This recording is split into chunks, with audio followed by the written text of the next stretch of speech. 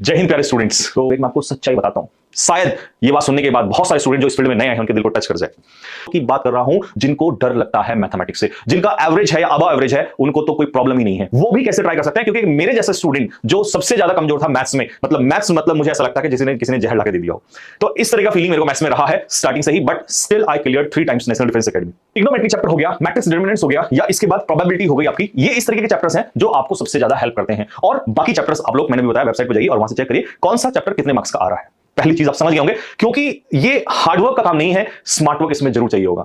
और एनडीए में मैं अपनी तरफ से, जो मेरा इतना लंबा एक्सपीरियंस रहा है, मैं देखो एक ही चीज बताऊंगा आपको कि बहुत सारा हार्डवर्क करके ये किताब वो किताब ये किताब पढ़ के एनडीए नहीं निकलता। कुछ बच्चे तो यार इवन मॉक टेस्ट से निकाल देते हैं, एंड दैट इज ट्रू। क्योंकि अब चीजें बदल रही हैं, स्मार्ट वर्क आपको करना पड़ेगा। यूपीएससी को भी पता है कि you are not going to give civil services examination. आप लोग सिविल सर्विस एग्जाम नहीं देने जाने की आपको 6 साल तैयारी करनी है, क्योंकि आपका 50% जो आगे चेक होगा वो कहां होगा, एसएसबी में होगा। तो इसीलिए इस बात को ध्यान रखिएगा कि ये जस्ट आपके माइंड को चेक करते हैं कि, और इतनी छोटी सी एज में आपसे, भाई नॉलेज तो आपको है ही, पढ़ा तो आपने है ही, तो इसका मतलब आपकी छोटी छोटी सी बेसिक चीजें आपको चेक करना चाहते हैं। और इसीलिए 11th 12th का सिलेबस रखा गया है इसके अंदर, ठीक है। तो मैंने सबसे पहले क्या कहा, चैप्टर्स को आप देख लीजिए। मैथमेटिक्स की जब मैं बात करता हूं और कितने क्वेश्चंस के बिहाफ पे, लगभग कितने क्वेश्चंस करने पर हम क्लियर कर जाते हैं, तो एक चीज का देखिए ध्यान रखिएगा, कई बार चीजें अप एंड डाउन रहती हैं। तो आप अपना एवरेज लेके चलिए कि मैं यहां पर 120 क्वेश्चन अगर आ रहे हैं मैथ्स में, तो मैं 100 क्वेश्चन का टारगेट नहीं रखूंगा, 80 का टारगेट नहीं रखूंगा, मैं 60 to 70 क्वेश्चन का टारगेट रखूंगा यार, जो कि मेरे 50% पे आ जाता है। लेकिन इसमें एक चीज की मैं आपको जरूर बताऊंगा, क्योंकि आगे आने वाली वीडियोस में भी ये चीज मैं आपको बताऊंगा कि यार यूपीएससी में ना सबसे ज्यादा बच्चे जो फेल होते हैं वो नेगेटिव मार्किंग वजह से होते हैं। तो आप ऐसा ना सोचें कि आप 90 क्वेश्चंस करेंगे या 100 करेंगे, आप 60 to 70 क्वेश्चंस का एक एवरेज स्कोर लेकर चलिए कि मेरे को इतना लाना है। तो अगर आप इतना कर लेते हैं, क्योंकि देखिए 3 तरीके से आता है, इजी, एवरेज और डिफिकल्ट। ये जो 2 सेक्शन पे बच्चा फोकस कर गया, इजी टू एवरेज, वो निकाल जाता है। क्योंकि डिफिकल्ट में ऐसा तो है नहीं कि 60 to 70 क्वेश्चन टफ आ जाएंगे, ऐसा नहीं होता। तो आपको सबसे पहले इन चीजों पे फोकस करना है, और फॉर्मुलेज जो हैं मैथ्स में, ध्यान रखना जितने भी फॉर्मुलेज हैं वो बार बार रिवीजन करना है, क्योंकि उसी से बाहर नहीं आएगा। और आप, एक मैं आपको सच्चाई बताता हूं, शायद ये बात सुनने के बाद बहुत सारे स्टूडेंट जो इस फील्ड में नए आए हैं उनके दिल को टच कर जाए।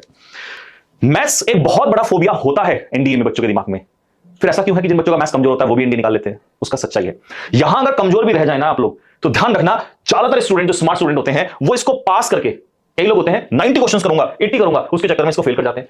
कई यहां पर फोकस अगर कम हो जाता है थोड़ा बहुत भी, 50-60 में चले जाते हैं क्वेश्चंस, वो इधर जंप करते हैं और यहां 1 क्वेश्चन फॉर 4 मार्क्स, और यहां केवल 2 and 2.5। तो यहां एक क्वेश्चन 4 नंबर का होने की वजह से आपके पास 600 नंबर हैं। समझ जाइए कि अगर आपकी मेरिट कितनी जा रही है, 350 जा रही है, और आप 70 क्वेश्चंस भी कवर कर पा रहे हैं, 70 क्वेश्चन, और क्वेश्चन कितने हमारे पास 150, तो 150 में से अगर आप 70 क्वेश्चंस भी निकाल जा रहे हैं तो 70 into 4 280 मार्क्स आपने यहां से कैरी कर लिया। अब सिर्फ और सिर्फ अगर मैं आपको 350 की बात करूं और पास होने के लिए बात करूं, तो आपको यहां पर कितना मार्क्स चाहिए, यानी कि 70 मार्क्स आपको चाहिए होंगे। बट अगर आपको और अच्छा मेरिट जाना है, आपको 400 तक भी जाना है, तो आप इसमें से 50 और ऐड कर दिया, यानी कि 70 + 50, तो 400 तो बहुत अच्छा स्कोर हो जाता है। तो 70 + 50 कितना हो जाता है, अराउंड 120। और 120 के लिए आपको कितने क्वेश्चंस करने पड़ेंगे यहां पर, अगर आप नॉर्मल भी लगाऊं 50 क्वेश्चंस भी आप कर जाते हैं, तो 50 और 2 यानी कि 100, और वही 125। तो मेरे प्यारे बच्चों, 150 में से 1 छोड़ दिया, 2 छोड़ दिया, 3 छोड़ दिया, 4, 50, 55 क्वेश्चन भी अगर आप छोड़ रहे हैं, 60 भी छोड़ रहे हैं आप, तो भी आप 50 क्वेश्चंस पे भी पास कर सकते हैं। अगर आपके पास अवेलेबल नहीं है तो आप इस वीडियो के नीचे कमेंट बॉक्स में कमेंट करना, और इस मैं गारंटी कि मैं आपको पेपर अवेलेबल कराऊंगा पिछले 7-8 साल के, और वो पेपर आपको एग्जैक्ट यूपीएससी के पेपर मिलेंगे। उनमें से आप क्वेश्चंस देखना, आप वो पीवाईक्यू जल्दी से चेक कर लो, फिजिक्स, केमिस्ट्री और बायोलॉजी के, उसी पैटर्न पे आप हल्का हल्का अपने माइंड में रिवीजन करना, और इसी से आपके क्वेश्चंस यहां से कवर अप हो जाएंगे। तो जब हम 150 क्वेश्चंस को डिवाइड करते हैं, तो माय डियर स्टूडेंट्स ये 3 हिस्सों में डिवाइड होते हैं, जिसमें कि पहला आता है साइंस पोर्शन, दूसरा आता है जीएस पोर्शन, और तीसरा आता है आपका सबसे favourite, that is English. English section की जब हम एनडीए की बात करते हैं, तो मेरे प्यारे बच्चों कितने क्वेश्चन हमने अभी कहा आपसे, इंग्लिश में आते हैं 50, और 1 = 4 मार्क्स, तो कितना हो गया टोटल 200 मार्क्स। एनडीए में 200 नंबर की इंग्लिश रहती है। जिस बच्चे ने इंग्लिश को स्कोर कर दिया उसे तो कुछ सोचने की जरूरत ही नहीं है।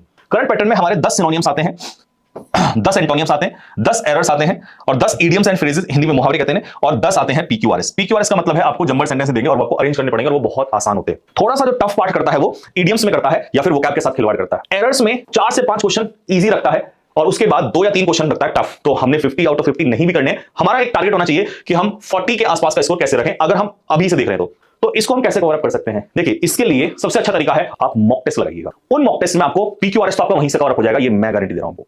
प्लस आप करिए टॉप 200 जो बेसिक रूल्स होते हैं, उन 200 कॉन्सेप्ट्स में से, बेसिक रूल्स में से आपको आराम से 5 से 6 एरर आपको इजीली मिल जाएंगे। आप देखोगे कि यार ये तो बिल्कुल सर ने सही वही बात बोली थी, एंड सेम हुआ।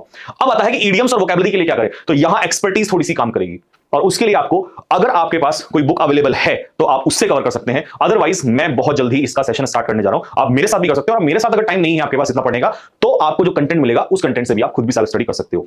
तो वो मैं आपकी हेल्प करने वाला हूं। तो मेरा कहने का मतलब है, फाइनली हमें अगर 50 क्वेश्चंस हैं तो हमें 40 क्वेश्चंस का टारगेट होना चाहिए, ताकि हम 160 मार्क्स, जो कि बहुत बड़ी बात होती है, ठीक है। तो होपफुली आपको ये बात समझ में आई होगी। एक चीज और, अगर आपको कट ऑफ जाननी है 2016 की बात करें तो 288 कितना रहा, 200, ये रिटर्न का है 288, फिर उसके बाद 29, फिर 342, फिर और कम आया, फिर उसके बाद ऊपर चला गया। यानी कि मैं अभी रिसेंट की बात करता हूं तो सबसे पास में 3 एग्जाम ले लेते हैं, 355, 343 और 360।